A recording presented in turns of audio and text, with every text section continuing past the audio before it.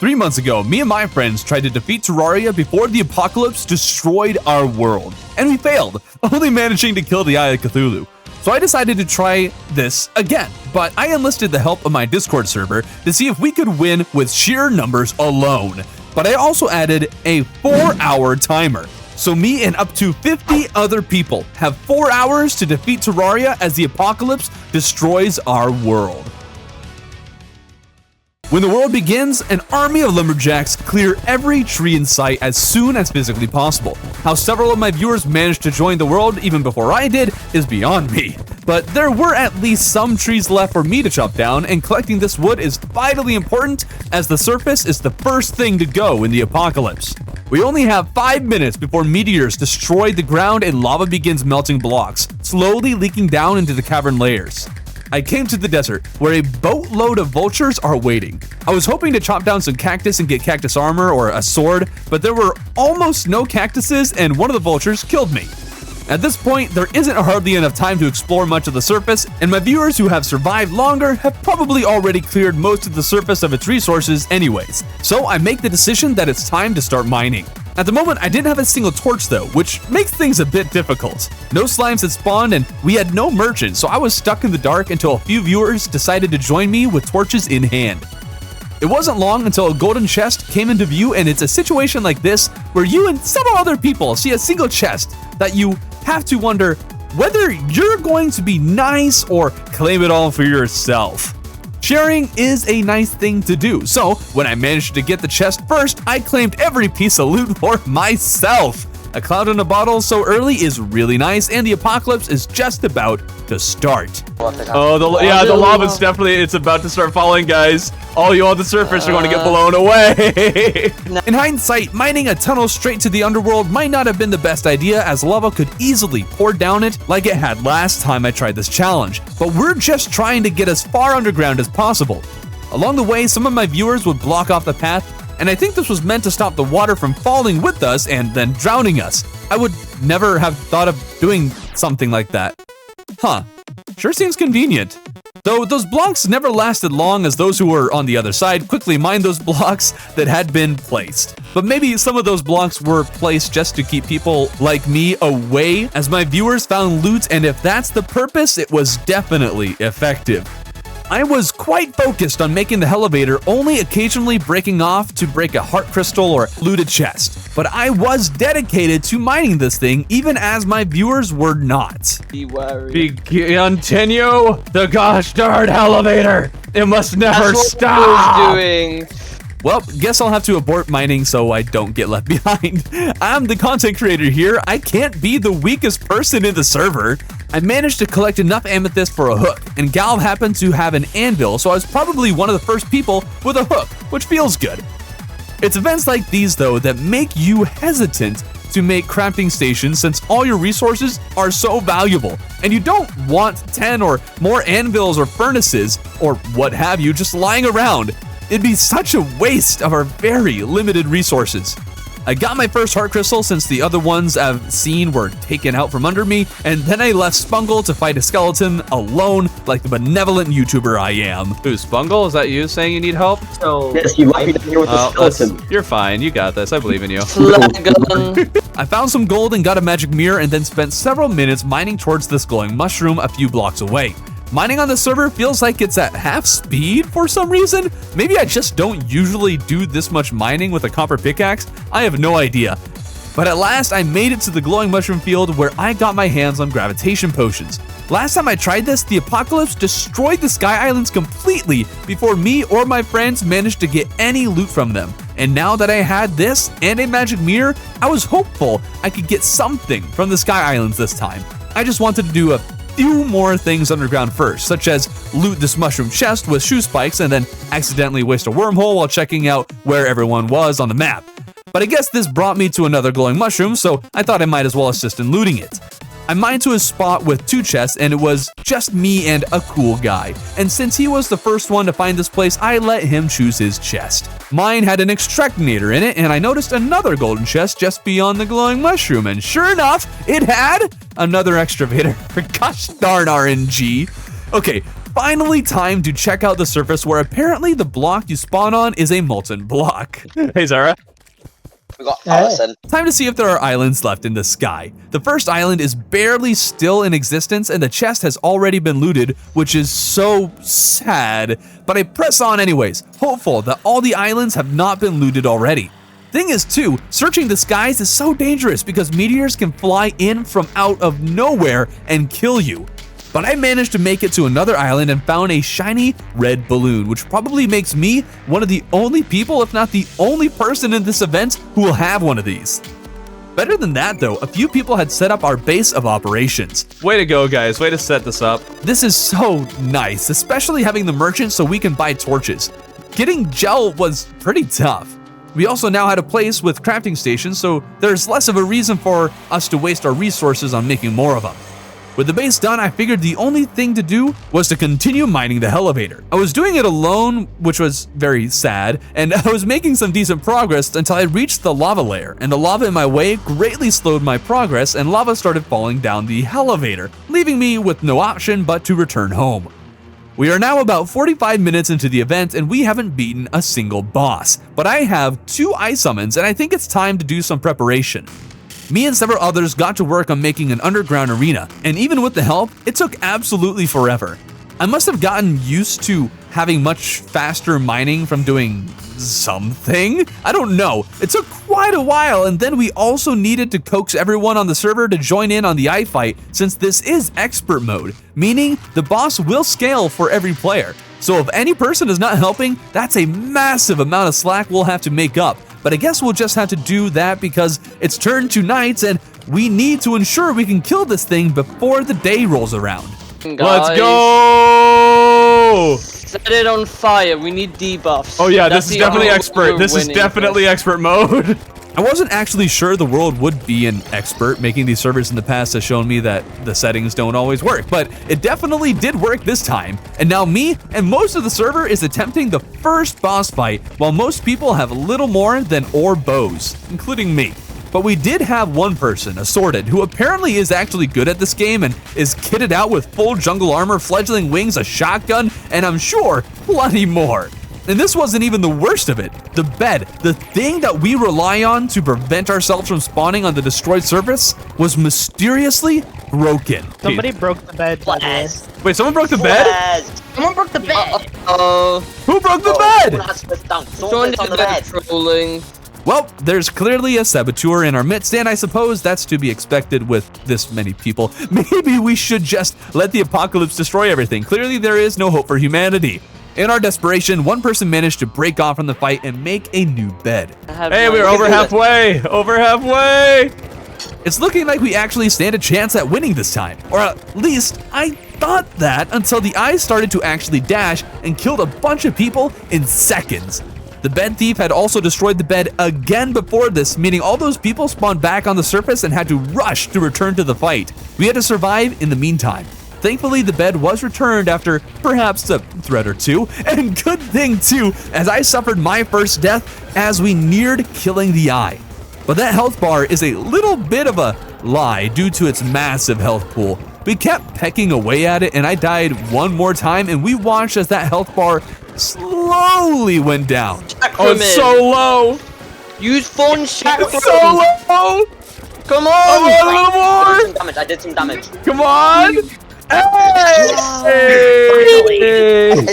For context, the fight against the eye took 7 real-life minutes, bringing us to just over an hour. There's no way we're beating the game at this point, so let's adjust our expectations with a new goal. The Wall of Fresh is the objective now. He is a fresh wall, and he must be responsible for the world's destruction by being overly fresh. Now that we have a much more achievable goal, let's continue, but not before a moment of honesty from one of my viewers. I haven't watched you that much. I see lava coming down, but it's not going to affect our base for any. Yeah, I'm not gonna lie. I only pop into live streams. Yeah. My friend talked me into joining the hide and seek thing. I feel so betrayed. My heart and soul have been crushed, but it's okay. We've made our way to the Crimson, and after one victory against a boss, how much harder could the brain really be? We broke one heart on our way in, and the Crimson is actually pretty large and yet untouched by the apocalypse.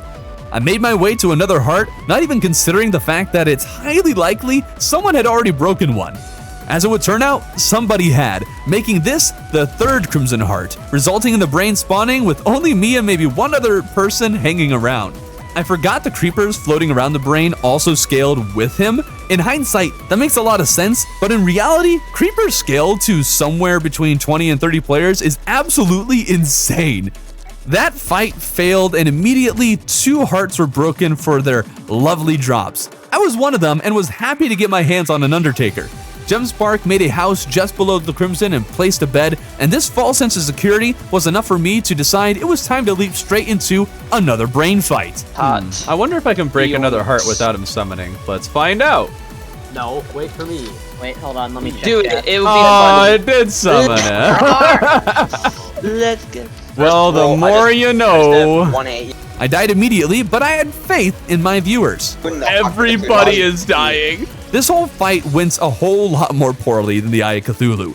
The massively buffed creepers took several minutes to finally reach a point where we could kill them. The second form of the brain would be much easier for us to beat since he'd have a hard time hitting multiple people. Those creepers right now hit like a truck and have the health of a brick wall. And with so many of them, people were constantly dying. We were being carried by just a few players, primarily assorted, who had all the good loot. When the creepers finally fell, we were left with the brain, and those of us who remained managed to take him down after a 10-minute fight. And the timing couldn't have been any better. Lava was starting to pour down the Crimson Caves and would soon drip into the arena, but we don't need it anymore, so we took our supplies and left. In theory, we could try to take down the Wall of Fresh at this point, but with the brain taking 10 minutes, the wall would definitely take even longer, and there's no way we'd be able to kill it before it reached the opposite side of the world. The dungeon might be the best place to go since there are several good weapons we can get in there. But before that, we need to employ some anti-apocalypse strategies to protect our base and aid in our exploration. Now that the brain was down and some others could make the evil pickaxe allowing us to mine Hellstone, I guess this could also get us some good weapons. But since Hellstone drops lava and lava duplicates and melts blocks, it's very hard to mine, and apparently we were having trouble finding obsidian.